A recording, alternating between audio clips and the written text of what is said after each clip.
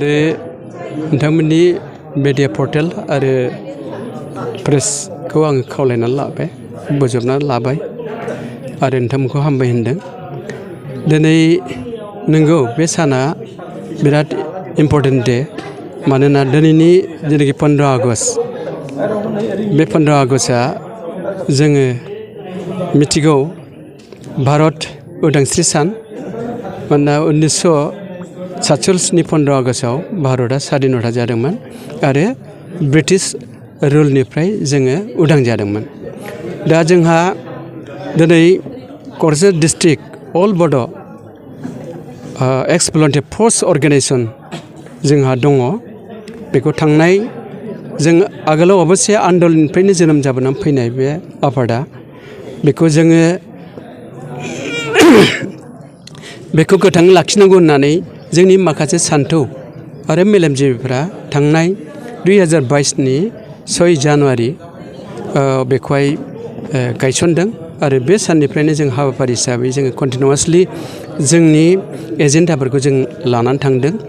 दिनै जोंबो दतमा ओनसोलाव दतमा आन्चलिक अल बर' एक्स भलन्टियार फर्सनि जेनाखि बे लकेसनाव दिनै जोङो भारत हादरनि फिरफिलाखौ बिरहोनायजों लोगोसे जोंनि आफादनि डिस्ट्रिक्ट क'क्राझार डिस्ट्रिक्ट अल बड' अल एक्स भलन्टियार फर्सनि जेनाखि फिरफिला बेखौ जों बिरहोबाय। आरो जों मिथिगौ जों दिनै मानो भारत हादरनि फिरफिलाखौ बिरहोनांगौ, बेखौ गोबां मानसियानो बे जिनिसखौ एसे कनफिउजन गोनो गोथो जानो हागौ। खिन्थु बाथ्राया जाहैबाय जोङो साफ्रोमबो भारतीय, जों बर'फ्राबो भारतीय आरो जे पार्ट अफ इन्डियान नेसनेल। माने भारत संबिजितनि सिङावनो जोंनि मोनथायफोरा गणतन्त्र जेनाखि डेम'क्रेटिक राइट्स आरो प्रिभिलेजेसफ्रा बोननानै दंजोबो। आरो जों भारतीय हिसाबै जोंहाबो भारतनि फिरफिलाखौ सनमान खालामनांगौ बे दायित्व दङ। मानोना जों भारतनि संबिजित भारतनि रुल आरो ल'खौ जोंहा फोथायनाय दं। आरो जों भारतीय हिसाबै बे एफा गिदिर स्वाधीनता मोननाय जेनाखि जोंनि देशनि फिरफिला बेखौ मर्यादा होनाय, रेसपेक्ट खालामनाय, मोजां मोननाया जोंनि कर्तब्य होननानै जों बेखौ क'क्राझार डिस्ट्रिक्ट जोंनि एक्स भलन्टियार फर्स मावफुं आफादा बेखौ दिनै खालामबाय गाजा गोमजायै। आरो आं बेखौनो मेसेज होनो सानदों, जोङो भारतनि फिरफिलाखौ उरायनायजों लोगोसे जोंहा आलादायै जोंहा थांखि दङ। बे थांखिखौ जों जाफुंहोनोबो बेजों लोगोसेनो जोङो जोंनि डिस्ट्रिक्टनि जोंनि बे भलन्टियार फर्स अर्गेनाइजेसननि जेनाखि फिरफिला बे फिरफिलाखौ जों बिरफाहोदों। आरो लोगोसे जोङो मुंख्लंफोरखौ जों बाउदों, सनमान खालामदों। आरो बेनो जाहैबाय जोंहा थांखिया जोंहा आलादा मोनसे मिसन दं। मानो होननानै बुङोबा जोंनि बड'फा फादार अफ बड'सआ जेखन बे सोमावसारनायखौ लाबोदोंमोन, बे समाव पेरालेल भाबै फ्रि भाबै जोङो भलन्टियार फर्सआ सैनिक हिसाबै बे संग्रामजों जों लोब्बा दंमोन। गतिके जोङो बे संग्रामखौ जों दाबो अब्याहत दोनाखै, जोङो बेखौ कन्टिनिउवास जोङो लिभिं खालामनो जुजिगासिनो दं। मानोना जोंनि थांखियाबो जोबाखै। आरो बे थांखियानो जाहैबाय जोंहा आलादा बड'लेण्ड सोरजिनायनि सिमां। आरो जे सिमांखौ दिनै बास्तबाव खालामनो थाखाय फादार अफ बड'स उपेन्द्रनाथ ब्रह्मआ जांख्रिथाय लाबोनानै जोंनो माखासे एचिभमेन्टफोरखौ एसेबाबो गेजेर खन्द'आव जोंनो होफैदों। थेवबो जोंनि थाखाय कन्टेन्टेड नङा, जोङो सन्तुष्ट नङा। जों आलादा रायजो मोनागौमानि जोंनि गांनाय उखैनाय, जोंनि बिभिन्न बायदि दुखु खस्थ' आरो जोंनि स्वाधीनताया जोबनाय नङा।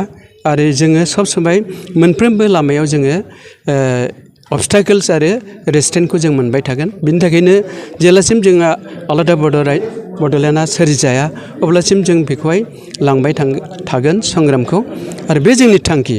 आरो दिनै जोङो कमिटेड दिनैनि बे 80तम 90 फिरफिला बिरहोनाय सान, बे बिरहोनाय साननि हाबाफारियावनो जोङो बे फिरफिलानि सिङाव कमिटेड जोङो प्रमिस लानाय जाबाय।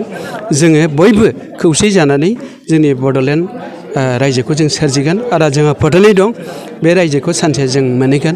मानो होननानै बुङोबा जोंहा गासिबो क्राइटेरिया दिनै बे बड'लेण्ड ओनसोलाव जोङो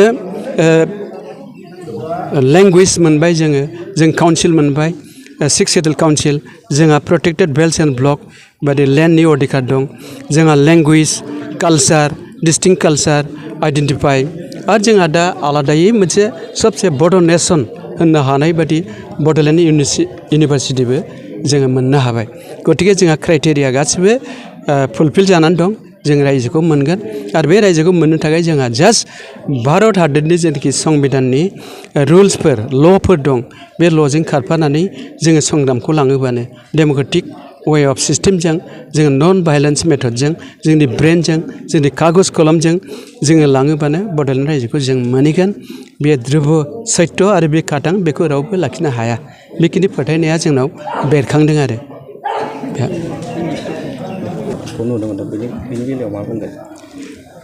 बेखौ एक्सुवेलि जोंनाव जायफोर गिबियाव थानाय जोंनि क'क्राझार डिस्ट्रिक्ट अल बड' भलन्टियार फर्स अर्गेनाइजेसननि गिबि खेबाव जोंहा क'क्राझार डिस्ट्रिक्टआव आलादा आफादगिरि दंमोन दा बे आफादगिरिया थैनायनि परे जोंनाव माखासे जों जेरै दा 2022आव बेखौहाय लिभिं खालामनो थाखाय जे माबाखौ जोङो प्रसेसखौ जों खालामगासिनो दं बेयाव जोंहा गासिबो आन्सलिकआ दिनै 18 16थाया एक्टिभ आरो जोंजोंनो दं बाखि जायफोर जोंनि अपोजिट ग्रुपफोर दङ बिथांमोना दिनै बेबादि सापर्टिं लाइन गैया बिसोरहा खुनु आन्सलिक एक्टिभ गैया बिसोर कয়েকজন मानसिफ्रा गावसोरनि क्रेडिटखौ माखासे मा होनो बेखौ सेल्फ इन्टारेस्टखौ फुलफिल खालामनो थाखाय बिसोरो बे जिनिसखौ नारा नाथा जुजिगासिनो दं आरो बिसोरो बे रियेलिटि गोनां जेनाखि दानि बर्तमान प्रेजेन्ट क'क्राझार डिस्ट्रिक्ट अल बड' भलन्टियार फर्स अर्गेनाइजेसनखौ बदनाम